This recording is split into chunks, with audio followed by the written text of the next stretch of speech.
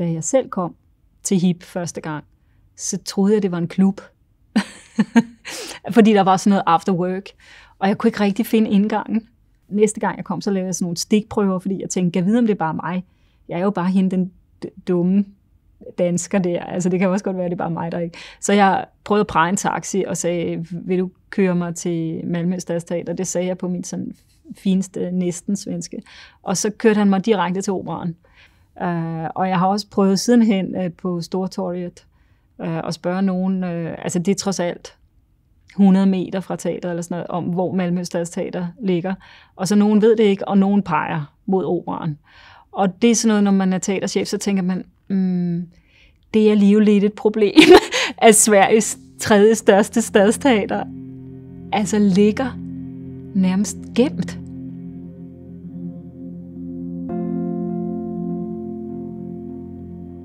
There was a real spark right from the start. We realised, you know, we had a lot of references in common.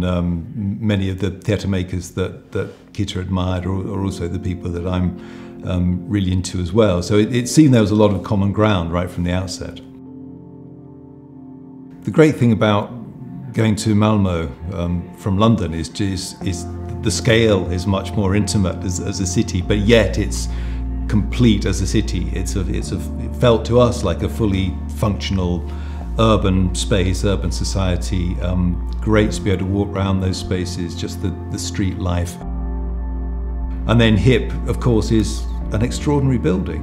You know, it's got so many layers. It's such a rich, decorative, historic space. But it was made for the people. It was a democratic space first and foremost. So it didn't have the echoes of elitism or exclusivity that you can sometimes get with grand architecture. So for all of those reasons, we thought we had a really interesting starting point in the building that Hipp is currently in.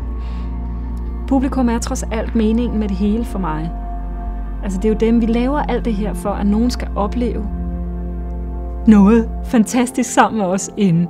Så det, der ligger inden at forestillingen starter, det er sindssygt vigtigt.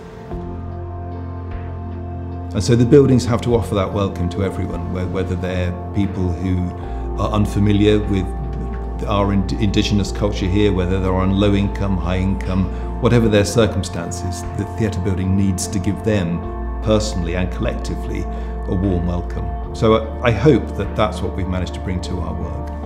And it's not just about being inside the auditorium, it's about meeting up beforehand. Maybe you've had a stressful day at work. You know, you need to prime yourself before coming into the show.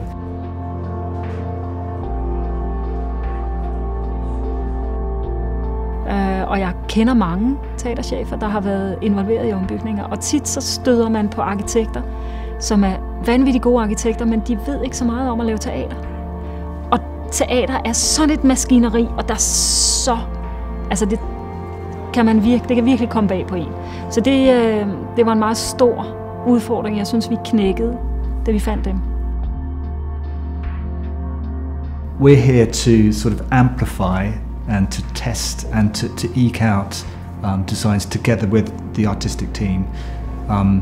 We're not here to kind of push anything onto anyone, so we're here to sort of listen and to prod and to suggest and to show other things, but ultimately our job is to solidify the artistic ambition of the theatre that we're working with.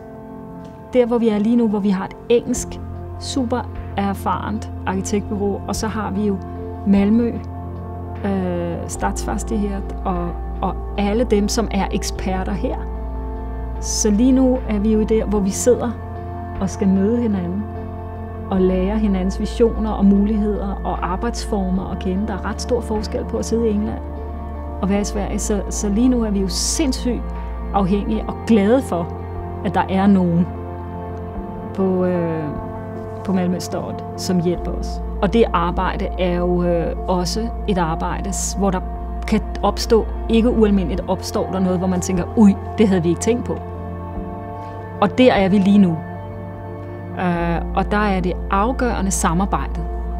I hope that we've made a difference with our architecture in terms of how people regard theatre, particularly in London and the UK, where we've done most of our work so far.